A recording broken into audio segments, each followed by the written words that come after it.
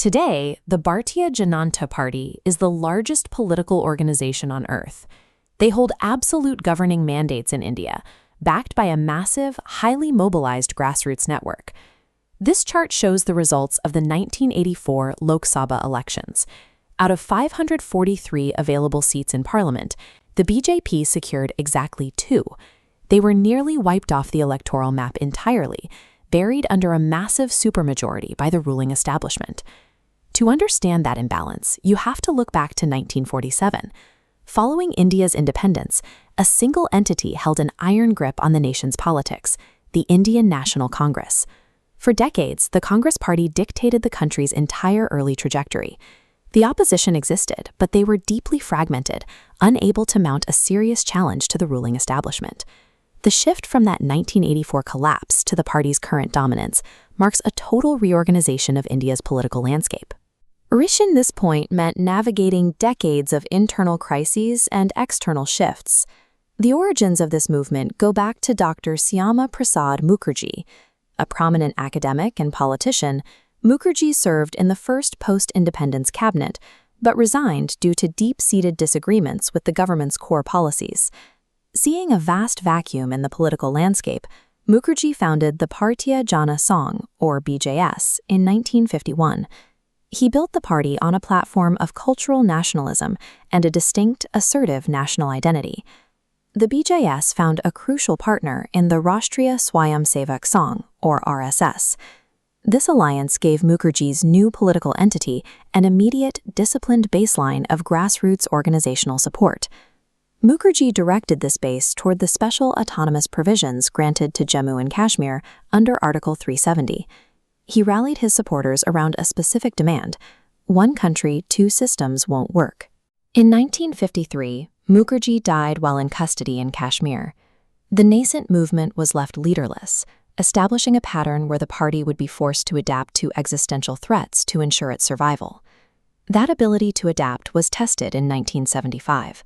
Prime Minister Indira Gandhi imposed a nationwide state of emergency, suspending civil liberties and sending thousands of opposition leaders to jail. Facing total suppression, the BJS pivoted. Instead of fighting as a French group, they temporarily abandoned their independent identity and merged into a massive, unified opposition coalition called the Janata Party in 1977. The move paid off. The public backlash against the emergency propelled the Janata coalition to victory, giving the former BJS members their first experience running a national government. The Janata experiment eventually collapsed under internal friction. However, that fracture led to the official launch of the modern Bharatiya Janata Party on April 6, 1980, with Atal Bihari Vajpayee as its first president. The emergency proved that isolation was no longer sustainable. To challenge the establishment, the party learned the pragmatism required to build and lead political coalitions. Yet, the new BJP's early approach leaned toward moderation.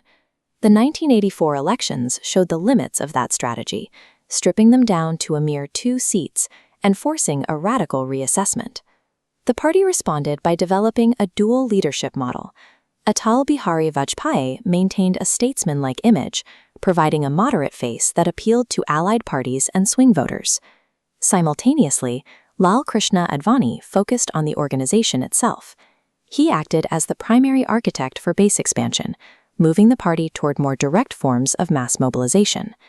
Advani leveraged the Janmabhoomi Movement in the 1990s, leading a cross-country Rath Yatra.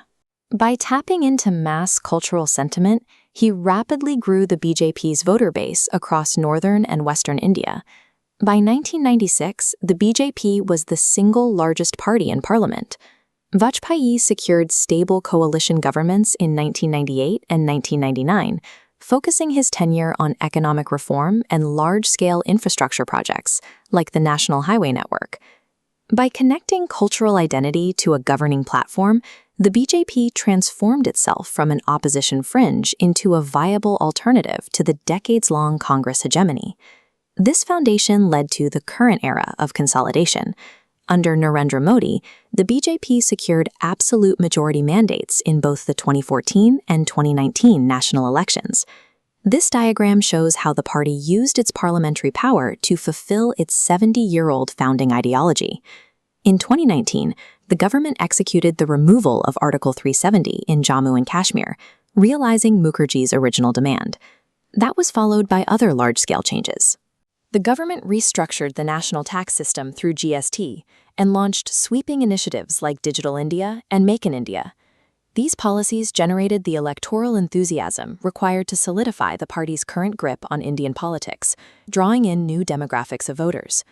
The journey from a two-seat remnant to the world's largest political party by membership shows that dominance is a long-term project. It is built by holding firm to a founding ideology while pivoting to meet the demands of each new political era. Do you consider the BJP's rise to be the most significant political shift in modern democratic history? Let us know your thoughts in the comments, and don't forget to like this video and subscribe for more deep dives.